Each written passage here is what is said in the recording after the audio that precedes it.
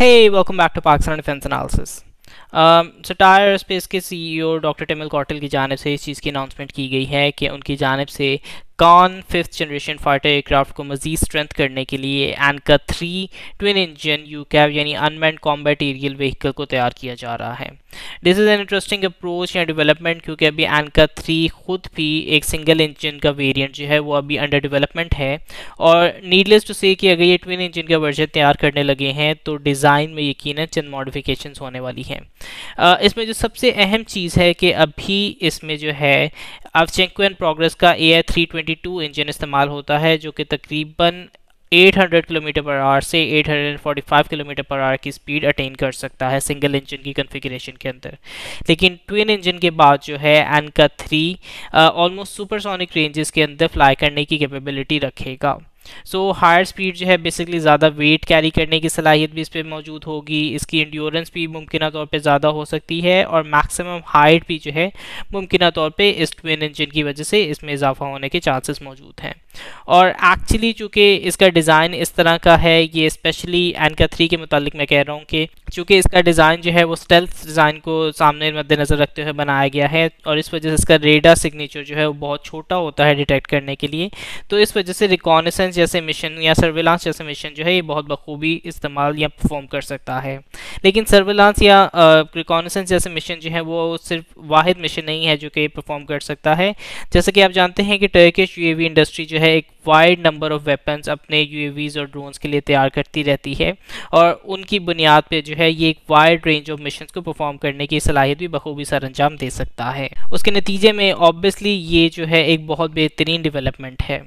Lastly इस बारे में कि ये पाकिस्तान, आप जैसे जानते होंगे कि पाकिस्तान की जानिब से एनका 2 यूएवी को ऑपरेट किया जाता है, और one of the thing that's interesting is कि एनका 3 यूकैव जो कि एटलीस्ट सिंगल इंजन कॉन्फ़िगरेशन के अंदर जो है उसकी आर्किटेक्चर और उसका जीसीएस जो है वो उनके प्रेडिसेसर यूएवीज़ के साथ तमाम की तमाम चीज़ें अलाइन होती हैं। यानी एनका 2 की जो आर्किटेक्चर है वो एनका 3 के आर्किटेक्चर से इन कोहेजन में काम कर सकता है। So keeping this in mind, और अगर हम इस चीज़ को भी ध्यान में या मद्देनज़र रखें कि पाकिस्तान की जानिब से भी किसी कैपेसिटी के अंदर Kaan 5th generation fighter aircraft या Turkish 5th generation fighter aircraft के अंदर अपनी किसी किस्म की कैपेसिटी इंक्लूड की गई हुई है, तो this could be something that's really important, जो कि फ्यूचर के अंदर पाकिस्तान की जानिब से भी इंडक्ट किया जा सकता है और अपने फ्लाइट या इकोसिस्टम के अंदर फ्यूचर में इसको इस्तेमाल किया जा सकता है। हम इसी एनका की कन्वर्सेशन के अंदर कॉन या 5th जनरेशन फाइटर एयरक्राफ्ट के बारे में डॉक्टर टिमिल कॉटल ने और भी डिटेल्स फराहम की हैं, और ये कि बेसिकली इस चीज़ पे उन्होंने ज़ोर दिया है कि कॉन जैसा सोफिस्टिकेटेड प्रोजेक्ट उसको डेवलप करने में ज़रूर हमें टाइम देना होगा, और फ़ौरन ही इसके नताइज या फ़ौरन ही इसके रिज़ल्ट जो है हमें एक्सपेक्ट नहीं करने चाहिए। 2028 तक जो है इसके रोड मैप के हवाले से डॉक्टर टिमिल कॉटल ने बताया है कि कॉन के पहले 20 यूनिट जो हैं वो 2028 तक तैयार किए जाएंगे। पहला यूनिट जो है उन्होंने इस वक्त तक तैयार किया जा चुका है, और 8 यूनिट जो है इस वक्त तैयारी के मराहिल से गुजर रहे हैं, और इसी तरह जो है टोटल 20 यूनिट्स तैयार किए जाएंगे, और उसके बाद उनके मुताबिक जो टर्किश तैयार करदा इंजन होंगे उनके साथ इस टर्किश कॉन फाइटर जेट को तैयार किया जाएगा, और वो यूनिट जो है एक्चुअली फाइनल यूनिट होने वाला है, जिसके बाद फिर वो टर्किश एयरफोर्स के लिए तैयार किए जाने वाले यूनिट्स की तैयारी का अमल जो है शुरू हो सकेगा। तो अगेन एक तरह का ये रिमाइंडर ही है कि 5th generation fighter aircraft, although Turkey ने जिस स्पीड से 5th जनरेशन फाइटर एयरक्राफ्ट की डेवलपमेंट की है, इरगार्डलेस ऑफ द फैक्ट कि उनका पीछे से किस किस्म का एक्सपीरियंस था, चाहे वो 5th जनरेशन के अलावा जो है F-16 पे उनकी किस किस्म की इनपुट थी, या F-35 लाइटनिंग 2 के अंदर भी उनकी इस चीज़ में इनपुट मौजूद रही है, और ऑब्वियसली उन्होंने अपनी एक इंडस्ट्री डेवलप कर ली है जिसके नतीजे में उनको शायद इस चीज़ की 5th जनरेशन फाइटर एयरक्राफ्ट की तैयारी में उस किस्म के मसाइल देखने को नहीं मिल रहे, जो कि शायद थर्ड वर्ल्ड कंट्रीज़ में, या आई थिंक पाकिस्तान की मिसाल इसमें शायद सबसे ज़्यादा हाईलाइट होती है कि हम अपने फाइटर जेट को डेवलप करने के लिए अभी इंडस्ट्रियल सेटअप को या इकोसिस्टम को तैयार करने में ज़्यादा फोकस कर रहे हैं, और होपफुली उसके कुछ नतीजे जो हैं हमें भी देखने को मिल जाएंगे। बट ये चीज़ इंपॉर्टेंट टू रिमेंबर कि इवन तो आपके पास इकोसिस्टम जो है एक तरह का तैयार हो चुका है और आपका इंडस्ट्रियल सेटअप भी तमाम चीज़ें जो है काम कर रही हैं, इसके बावजूद भी फिफ्थ जनरेशन फाइटर एयरक्राफ्ट जो है एक बहुत ही कॉम्प्लेक्स इंजीनियरिंग मार्वल है। और इसको तैयार करने के लिए जो है डिस्पाइट द फैक्ट कि टर्की ने बहुत ही बेहतरीन successes over the longer period of time achieve की हैं, इस चीज़ के बावजूद इस चीज़ को हमें टाइम देना होगा कि इसके कामयाबी के मराहल जो है over the time he complete होंगे।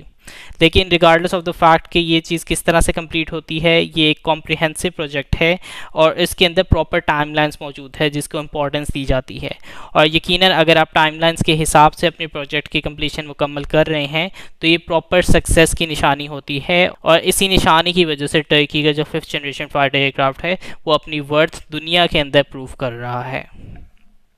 पाकिस्तान की state own conglomerate global industrial and defence solution हालांकि गेट्स की मौजूदगी हमें दुनिया के मुख्तलिफ एग्जीबिशंस में देखने को मिलती रहती है, लेकिन पिछले कुछ टाइम से ऐसा मालूम होता है कि गेट्स वाकई में सीरियसली खुद को एक इंटरनेशनल सप्लाई के तौर पर साबित करना चाहता है। खैर, इस पर हम फ्यूचर में बात करेंगे कि गेट्स के क्या एम्स हैं या वो खुद को किस तरह से अपने आप को फ्यूचर में देखना चाहती है।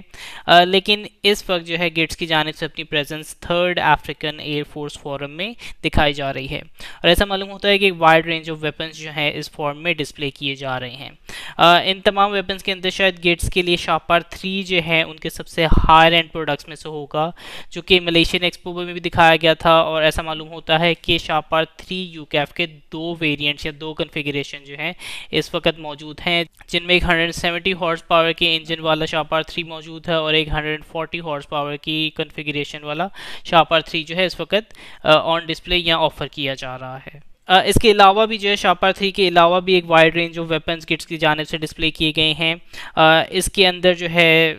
तकबीर बॉम्ब्स मौजूद हैं, बंकर बस्टर बॉम्ब्स मौजूद हैं, अलबतर लेज़र बॉम्ब्स मौजूद हैं, जनरल पर्पस बॉम्ब्स मौजूद हैं। सो एक वैरायटी ऑफ बॉम्ब्स जो है वो ऑन डिस्प्ले मौजूद हैं। इसके अलावा फतह सिस्टम भी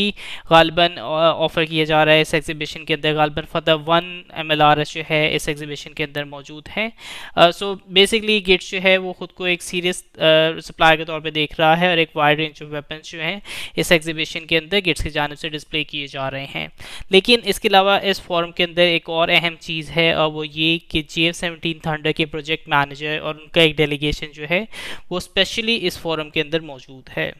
इस चीज़ का अंदाज़ा हमें पहले से भी है, लेकिन ये चीज़ होने से भी यही इस चीज़ का इशारा है कि JF-17 थंडर को स्पेशली अफ्रीकन कंट्रीज़ को पिच किए जाने के लिए पाकिस्तान या पाकिस्तान एरोनॉटिकल कॉम्प्लेक्स या JF-17 थंडर के प्रोजेक्ट मैनेजर जो है वो काफ़ी ज़्यादा इंटरेस्टेड हैं और ऐसा मालूम होता है कि वो सीरियसली देख रहे हैं कि एक सूटेबल मार्केट को जो है वो अफ्रीकन कंट्रीज़ के अंदर JF-17 की वो इस्टेब्लिश कर सकते हैं। अफ्रीकन कंट्रीज़ के अंदर JF-17 थंडर की मार्केट को इस्टेब्लिश करने से ना सिर्फ ऑब्वियसली इसके फॉरेन बायर्स जो हैं उनमें इजाफा होगा, ऑब्वियसली अफ्रीकन कंट्रीज़ जो हैं वो अगर इसकी परचेज़ करती हैं तो JF-17 यकीनन एक बहुत अहम एसेट के तौर पे वो इस्तेमाल कर सकते हैं। लेकिन अफ्रीकन कंट्रीज़ के अलावा भी जो है पाकिस्तान के हवाले से अगर हम देखें तो JF-17 thunder as a project उसकी अगर हमने कंटिन्यूएशन देखनी है आगे, मतलब JF-17 थंडर ब्लॉक 3 से आगे हमें एक कंटिन्यूएशन देखनी है तो उस कंटिन्यूएशन के अंदर भी ये एक्सपोर्ट का अमल जो है ये एक्चुअली एक बहुत अहम रोल प्ले कर सकता है। लेट्स सी इसके हवाले से हमें फ्यूचर में क्या देखने को मिलता है, लेकिन ये थर्ड अफ्रीकन फोरम जो है इस हवाले से बहुत अहम हो सकता है कि JF-17 थंडर के हवाले से फ्यूचर में कोई अफ्रीकन कंट्री जो है इसमें किसी किस्म का इंटरेस्ट शो कर सकती है।